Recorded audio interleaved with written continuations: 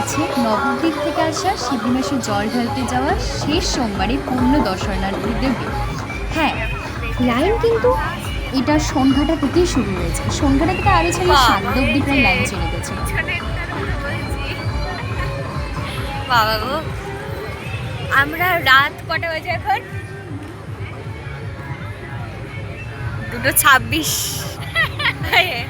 এটা আমাদের কাছে ফিলিং আর লাইক আপনারা কিন্তু দেখতে পাচ্ছেন রাত এখন 2:26 বাজে, আর রাত 2:26-এর সময় কতটা ভিড়, মানে শেষ সোমবার বলে এতই ভিড়।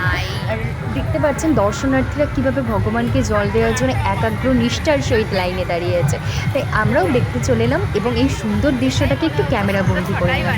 জায়গায় জায়গায় শিবির বসেছে, ঠিক যেমন দর্শনার্থীদের ইয়ের জন্য আমরাও কিন্তু বসিয়েছিলাম শিবির, এবং সেখানেও কিন্তু আমরা সমস্ত দর্শনার্থীদের সেবা করেছি।